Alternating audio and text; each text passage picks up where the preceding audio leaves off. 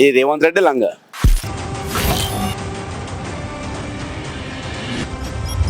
మరి అప్పుడు కాంగ్రెస్ కి ఇప్పుడు కాంగ్రెస్ కి ఏంది తేడా? ఈ రేవంత్ రెడ్డి లంగ.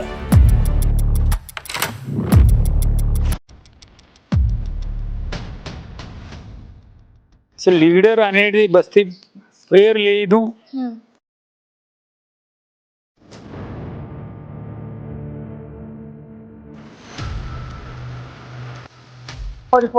బస్సులు ఎట్లుందా వైర?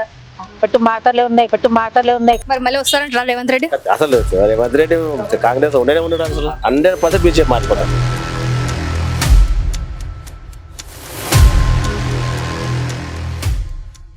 ఒకవేళ ఏదన్నా ప్రభుత్వం మారినా, కార్పొరేషన్ మారినా ఏమన్నా బాగుపడుతుంది తప్ప ఈ కాంగ్రెస్ ఉంటే ఖచ్చితంగా బాగుపడుతుంది. మళ్ళీ మా కంట్లో పడేది. మరి ఇక్కడ ఎట్లా ఉందా, మరి మున్సిపాలిటీ ఇట్లా చేస్తున్నాం మేము ప్రశ్నిస్తున్నాం. మరి దీని గురించి ఏమంటారా? అంటే మీకు అధికారులు ఇక్కడ చూడండి చేయండి అని ఏం చెప్తలేదా?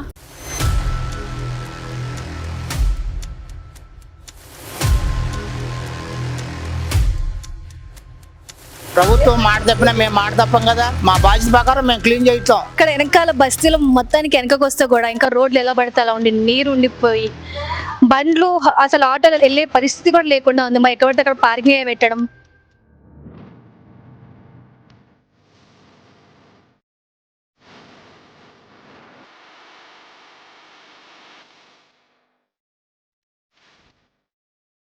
ఇక్కడ బస్సు ఎర్రగడ్డ బస్సులు అసలు పరిస్థితి ఎట్లున్నాయన్నా? ఎర్రగడ్డల పరిస్థితి బాగలేదు మేడం. ఏ పనులు కూడా కావట్లేదు. ఇప్పుడు మున్సిపల్ ఇప్పుడు మన కౌన్సిలింగ్ ఎలక్షన్లు వచ్చేసి 5 సంవత్సరాలు గడిచిపోతుంది.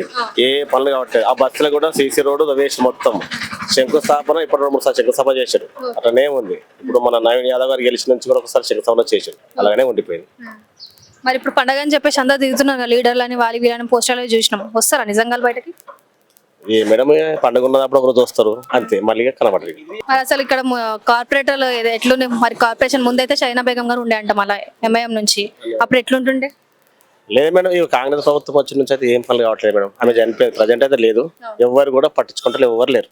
ఏదైనా పండుగ వచ్చినప్పుడు, ఏదైనా పార్టీ మీటింగ్ ఉన్నప్పుడు పబ్లిక్ లో వస్తారు, తిరుగుతారు, వెళ్ళిపోతారు అంతే. మరి ఇక్కడ మౌరీలు అవి కానీ డ్రైనేజ్ వీటి గురించి ఎట్లుంది? మరి సమస్యలు ఏమున్నాయి ముఖ్యంగా? వర్షం పడ్డదంటే మేడం మొత్తం రోడ్ జామ్ అయిపోతుంది. పోవడానికి రావడానికి అంత తిప్పలవుతుంది. చాలా ఇబ్బంది అవుతుంది. వర్షం ఎక్కువ వర్షం పోవడానికి ఇబ్బంది అవుతుంది. మరి రోడ్ కూడా ఎట్లా పడితే అట్లుండే. మరి బండి అవన్నీ ఎట్లా వెళ్తున్నాయి? మరి రోజు అసలు ఏం చేయడం, ఎన్నోసార్లు కాంప్లీట్ చేసినా మేడం, ఎవరు పట్టించుకోవట్లేదు. అది విషయం. ఏంది అక్కడ స్పందన ఏమొస్తుంది? మళ్ళీ చేస్తామంటారు మేడం, ఎప్పుడైనా చేస్తాం చేపిస్తామని అదే మాట. కానీ కరెక్ట్ అయితే వచ్చేటోళ్ళు లేరు, చేసేటోళ్ళు లేరు. ఓట్ల ఎలక్షన్లు అప్పుడైతే ఎంతో మంది వస్తుంటారు, పోతుంటారు. ఇప్పుడైతే ఎలాంటి పనులు ఎవరు రావట్లేదు. ఎన్నోసార్లు పోయినా ఎవరు రావట్లేదు. మరి ఇప్పుడు ఎమ్మెల్యే ఎన్నిసార్లు వచ్చి ఇప్పటివరకు బస్సులోకి? నవంబర్ నుంచి ఒక్కసారి రాలేదు మేడం.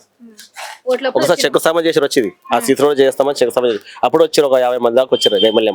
కథం ఇప్పటిదాకా మళ్ళీ ఎవరు లేరు ఇక్కడికి బస్సులో. ఓట్లప్పుడు వారం కోసం వచ్చినాడు ఎమ్మెల్యే, వచ్చాడు, లీడర్లు తిరుగుతారు చాలా మంది. రోజు అధిక ప్రచారం ఇక ఈ రోడ్లో మొత్తం ఎర్రగడ్డ మొత్తం తిరిగి రోజు.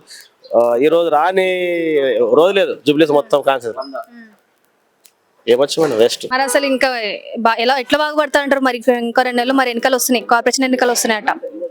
మరి అప్పుడన్నా బాగుపడతా అంటారా?